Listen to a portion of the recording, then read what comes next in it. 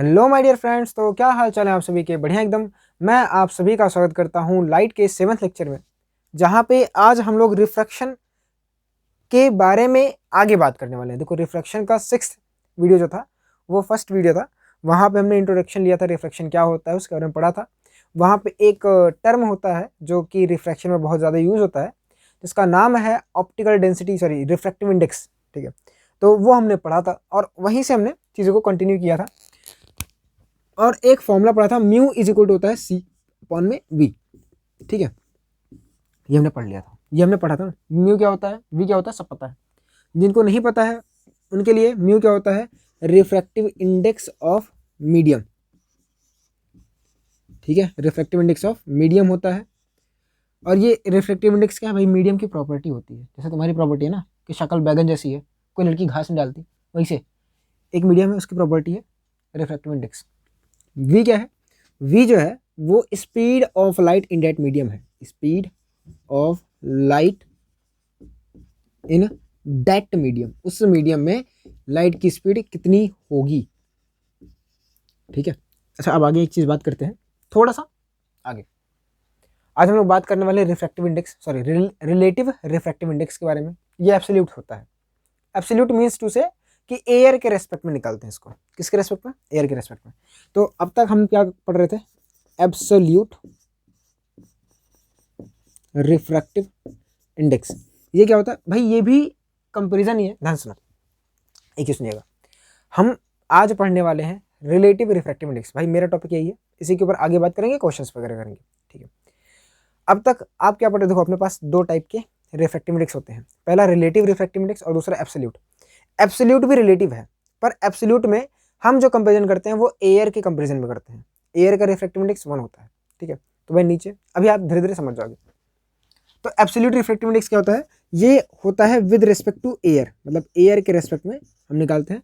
और रिलेटिव में क्या होता है, रिलेटिव में किसी के कंपेरिजन में निकालते हैं।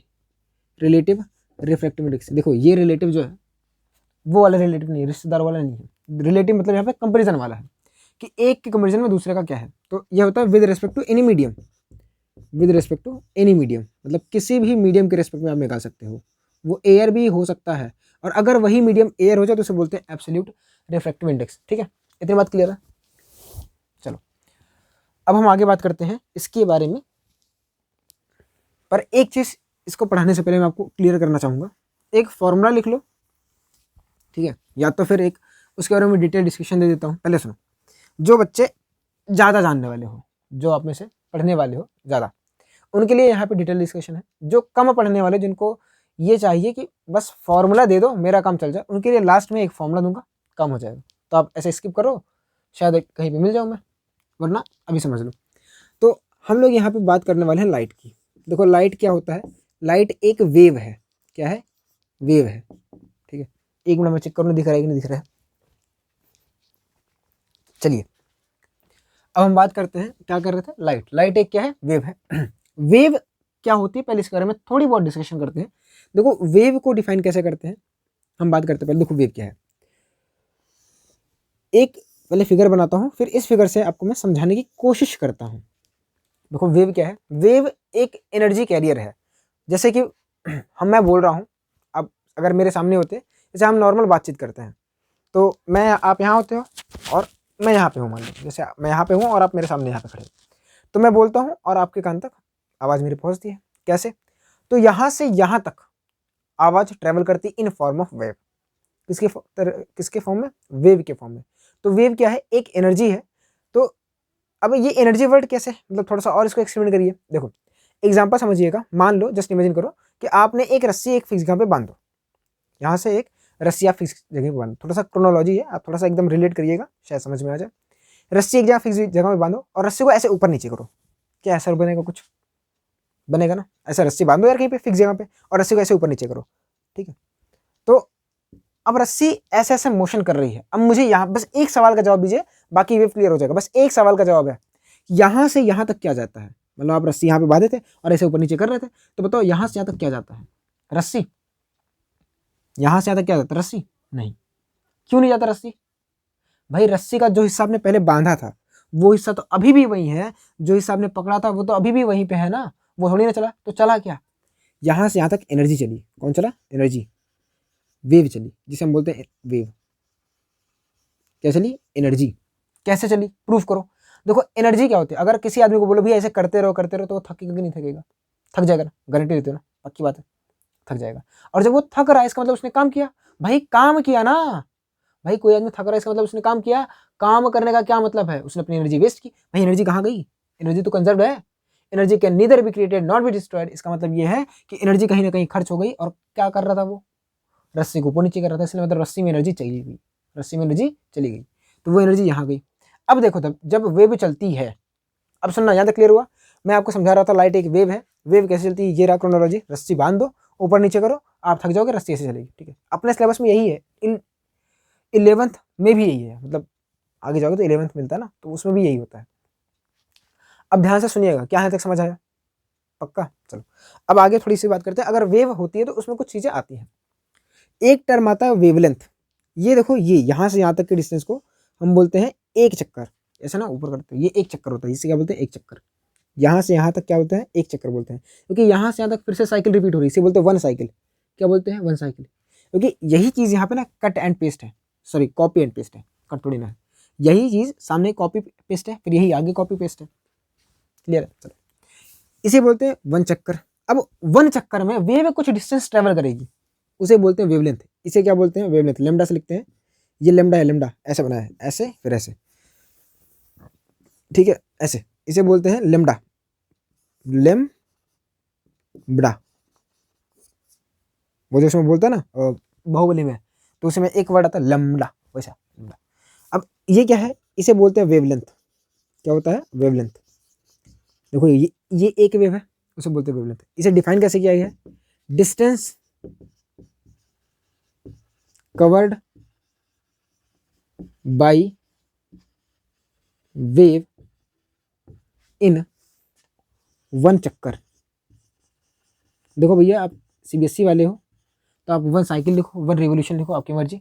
हमारा मन है, हमारा इमोशन जुड़ा है चक्कर के साथ, हम चक्कर लिखेंगे, ठीक है। तुम्हारी मर्जी, तुम कुछ भी लिखो, तुम्हें खुली छूट है भाई, कुछ भी लिख दो तुम, वहाँ पे चक्कर की जगह में कुछ लिखो, लेकिन मैं लिखूंगा चक्कर। अगेन सुना, वेवलेंथ हो गया, क्या है, डिस्टेंस है covered by wave in one चक्कर, मतलब एक चक्कर में कितना होता है। अच्छा एक टर्म आता है टाइम पीरियड। क्या होता है, टाइम पीरियड। देखो भैया ऐसा है कि यहाँ से यहाँ तक जाने में वेव को कुछ टाइम लगा होगा, यहाँ से यहाँ तक जाने में वेव को कुछ टाइम लगा होगा, तो उसे बोलते हैं time period.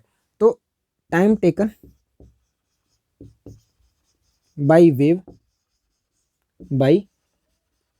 Wave to complete one चक्कर, वन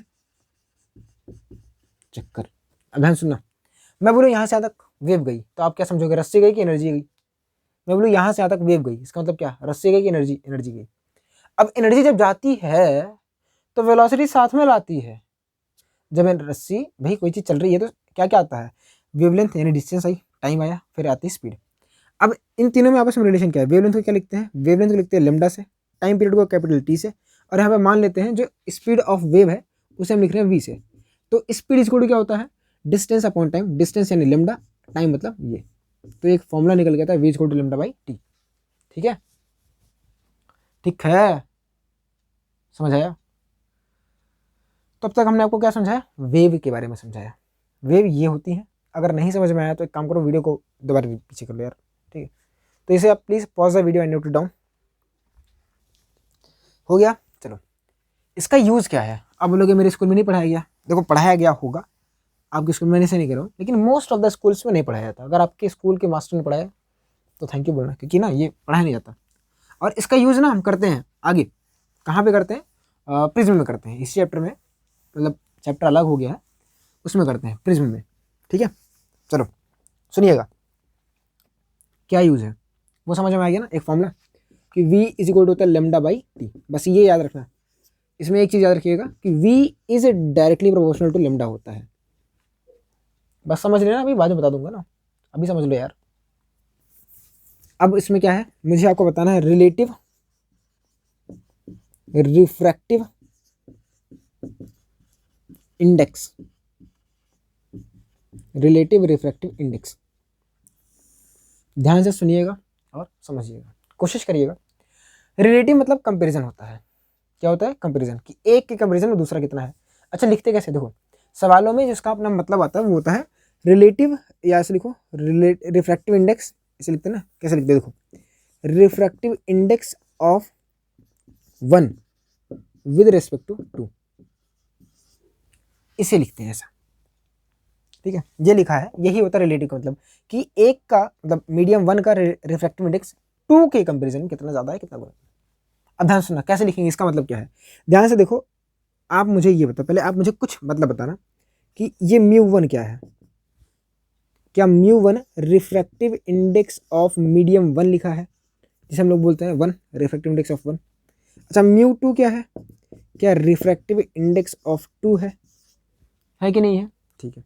अब मैं आपसे बोलूंगा कि आपको ऊपर में क्या क्या साफ साफ दिख रहा है, क्या आपको रिफ्रैक्टिव इंडेक्स ऑफ वन दिख रहा है, साफ साफ दिख रहा है ना, देखो लिखा हुआ दिख रहा है, और उसका सिंबल क्या है, म्यू वन। आप ना ऐसे लिखो, ध्यान सुना, ये समझाने की कोशिश है, आगे एकदम से समराइज कर दूंगा, ध्यान सुना। आप लिखो ऐसे ऊपर म्यू वन, और बाद में क्या है टू, बस टू है तो नीचे ऐसे अपॉन करो और म्यू टू लिख दो। इसका ही मतलब है relative sorry refractive index of one with respect to two, और यही relative refractive index of one है विद रिस्पेक्ट टू टू। पक्का दोबारा समझाऊं, सुनो। रिफ्रैक्टिव इंडेक्स ऑफ वन आपको देखो पहले लिखने का तरीका दिखा रहा हूं कि कैसे लिखेंगे।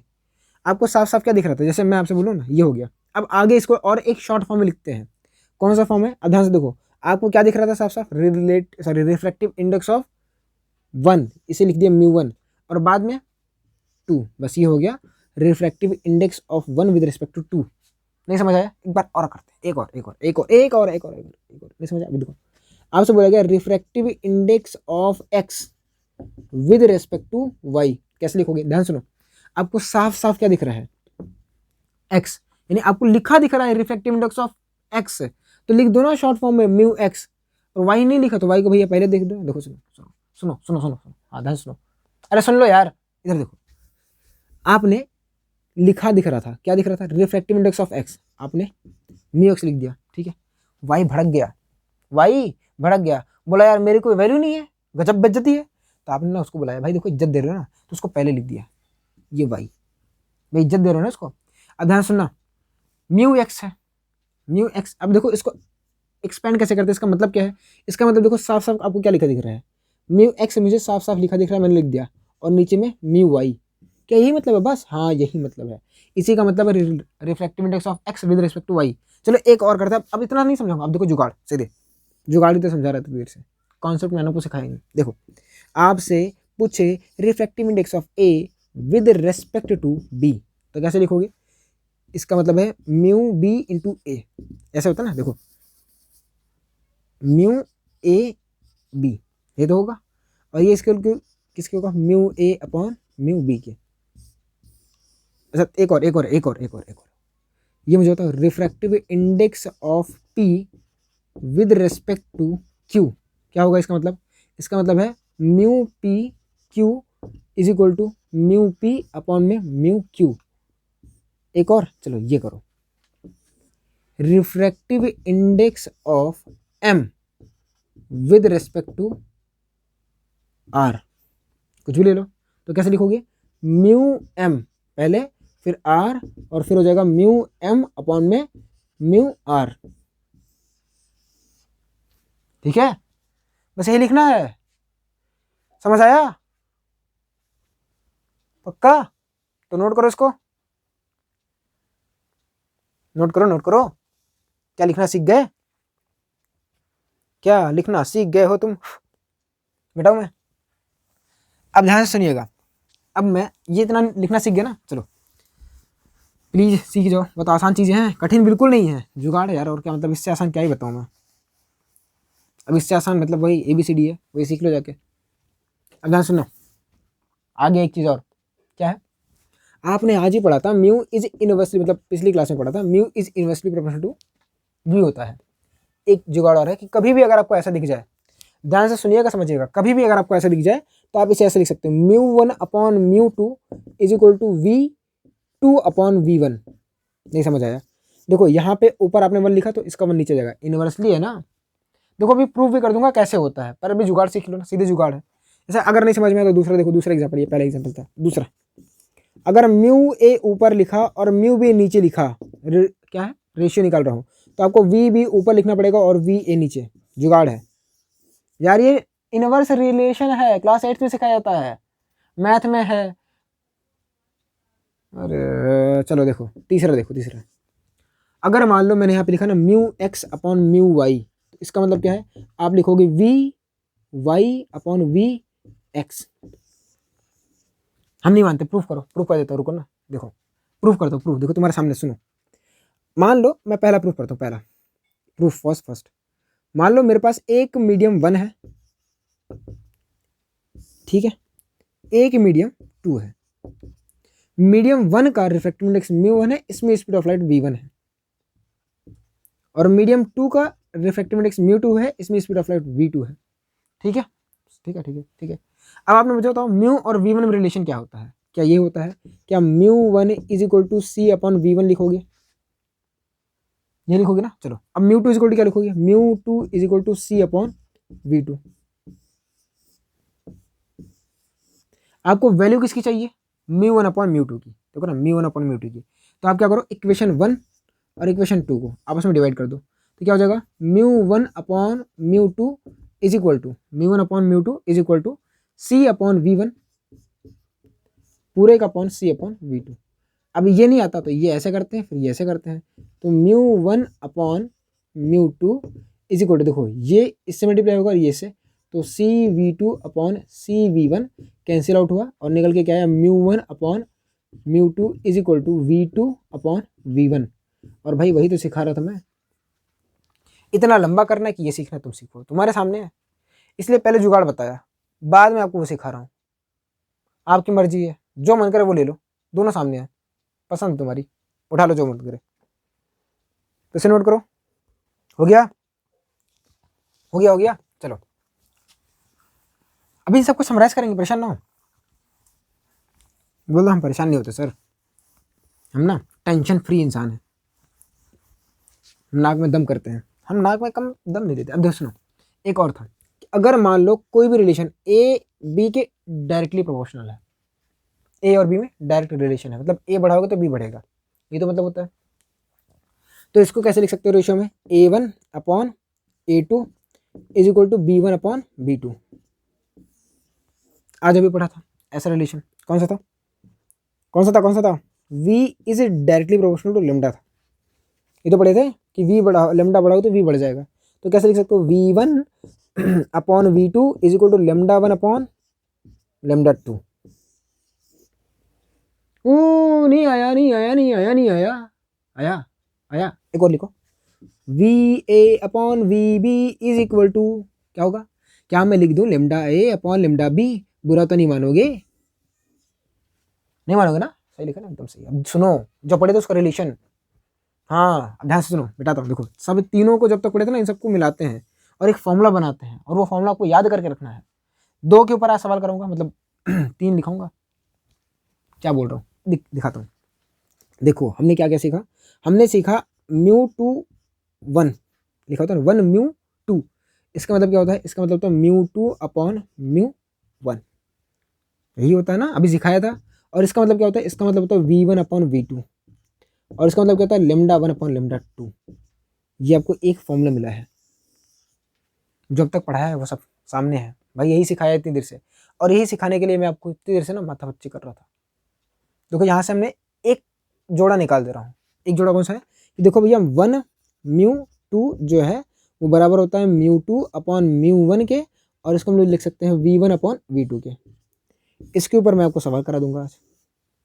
अच्छा इसके ऊपर कब करोगे बातें, देखो इसके ऊपर बातें 12th में है, पर इसका यूज है आपके सिलेबस में, कहाँ पे है, कब है, प्रिज्म में है, कहाँ पे है, प्रिज्म में है।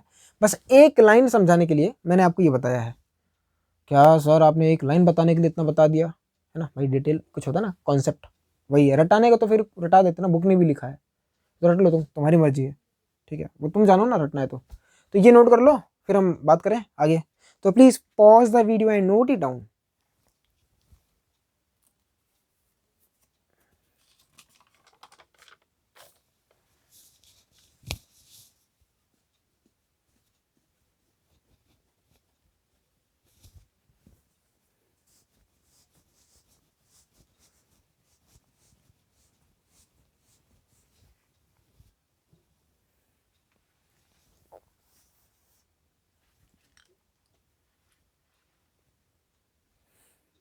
रुको यार, सवाल ही लिख के आता हूँ मैं।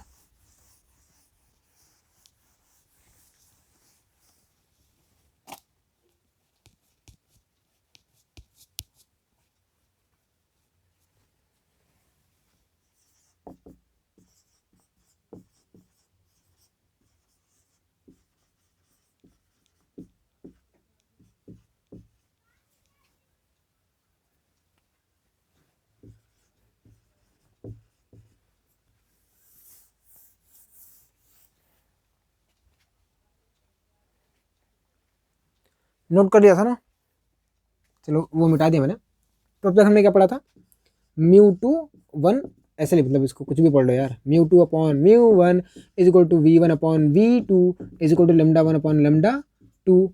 और इसे ना लिखने के बाद ये ना, ये जो रिलेशन है ऐसा लिख दो कि ये आगे काम आएगा, ठीक है, कहाँ पे आएगा, आगे। अब ध्यान सुनो, अब इनके ऊपर सवाल करा देता हूँ, ये लाइन है इसके ऊपर देखो कैसे। आपसे पूछा जाए if refractive index of glass is, ये तो कराया था ना, शायद कराया था ना ये वाला, हाँ, इज क्या लिखूं, 1.5 and refractive index of water is 4/3, then find refractive index of, then find पहला, फाइंड में पहला refractive index of glass with respect to water, और दूसरा refractive index of water with respect to glass. करना है आपको, करना है जल्दी, इससे आसान सवाल हो नहीं सकता। अभी जो बताया, जो सिखाया उसी पे है, फॉर्मूला सामने है। अगर ये नहीं कर पा रहे हो तो भैया ठीक है, मैं कर दूंगा, करो, लेकिन वीडियो पॉज करके। हो गया, चलो इधर देखो, आपको क्या क्या गिवन है, क्या रिफ्रैक्टिव इंडेक्स ऑफ ग्लास दिया है, इसको लिखते कैसे, म्यू जी से, क्या होती है वैल्यू 1.5। क्या रिफ्रैक्टिव इंडेक्स ऑफ वाटर दिया है, इसका शॉर्ट में कैसे लिखते हैं, म्यू डब्ल्यू क्या होता है 4/3, इसी क्या लिख सकते हो 3/2, ठीक है, कोई दिक्कत नहीं है। पूछा क्या है, आपसे पूछा ये refractive index of glass with respect to water, पहले का आंसर क्या होगा, देखो साफ साफ लिखना सिखाया था अभी। इसका मतलब क्या है, आपको लिखना है म्यू जी अपॉन डब्ल्यू, इसकी वैल्यू निकालनी है, और इसकी वैल्यू क्या होगी, म्यू जी अपॉन में म्यू डब्ल्यू। अब म्यू जी की वैल्यू पता है ना, तो लिखो ना 3/2 अपॉन में 4/3, और ये इसका, ये इससे, तो कितना आया 9/8, ठीक है। दूसरा क्या है, दूसरा ध्यान सुनो, क्या RI ऑफ वाटर लिखा है, देखो लिखा है ना, इसका मतलब आप म्यू डब्ल्यू पहले लिखोगे, जी को बाद में लिखोगे, हो जाएगा म्यू डब्ल्यू अपॉन में म्यू जी, और म्यू डब्ल्यू की वैल्यू क्या होती है भैया 4/3 अपॉन में 3/2। सॉल्व करोगे, इसको पकड़ा दो, इसको तो क्या आया 8/9। अब देखना सवाल में एक कॉन्सेप्ट छुपा हुआ है, क्या मुझे ये बताओ, क्या डब्ल्यू म्यू जी और जी म्यू डब्ल्यू का जो मल्टीप्लिकेशन है, ध्यान से सुनना, क्या यहाँ पे मैं एक लाइन लिख सकता हूँ, क्या इन दोनों का मल्टीप्लिकेशन 1 के बराबर आ रहा है, कि नहीं आ रहा है। अच्छा, एक यहीं से रिजल्ट और निकालते हैं, क्या होता है डब्ल्यू म्यू जी क्या इज इक्वल टू होता है 1 अपॉन म्यू डब्ल्यू इंटू जी के, यहीं से रिजल्ट निकाला है, होता कि नहीं होता है, तो ये भी रिजल्ट है, ये भी रिजल्ट है, ठीक है, समझ आ गया। एक बढ़िया सवाल करा दो, एक बढ़िया, ठीक है, तो आप इसको नोट करो, फिर हम आगे एक सवाल लिख के आते हैं। तो please pause the video and note it down, please note करिए इसको। तो यही क्वेश्चन है, और आज का लास्ट क्वेश्चन भी है, तो आप उसको करिएगा। होमवर्क दे दूँ, होमवर्क में दे दूँ, कर लोगे, चलो एक काम करो, होमवर्क में करना, चलो करा देते हैं ना। देखो आपको क्या क्या दिया है, speed of light in glass, आपको यह दिया है स्पीड ऑफ लाइट दिया है, कहाँ पे, पहले ग्लास में। इसका मतलब आपको दिया है VG की वैल्यू जो है 2 × 10⁸ मीटर पर सेकेंड, और दूसरा आपको दिया है VW की वैल्यू 2.25 इंटू 10⁸ मीटर पर सेकंड दिया है, ठीक है। आपसे पूछा क्या है, find absolute refractive index of water. इसका मतलब क्या है, आपसे पूछा है ना म्यू डब्ल्यू बता दो, और दूसरा absolute refractive index of glass यानी म्यू जी बता दो। क्या आप निकाल सकते हो? तो पिछली क्लास का है, क्या होगा म्यू डब्ल्यू C/VW, ये क्या होगा C/VG। सॉल्व करना, कुछ वैल्यू आएगी, मान लेते हैं वैल्यू x आई, यहाँ पे कुछ वैल्यू y आई, ठीक है। सॉल्व करिएगा। फाइंड, आपसे बोला गया find refractive index of glass with respect to water, यानी आपसे और क्या पूछा है, आपसे पूछा है म्यू जी डब्ल्यू की वैल्यू, ये करना, ठीक है। ये आपका क्या है, होमवर्क है, कर लोगे यार, आसान सवाल है, ठीक है। तो आज के लिए इतना ही रखते हैं, तब तक के लिए क्या करेंगे, पढ़ते रहिए। All the very best, bye.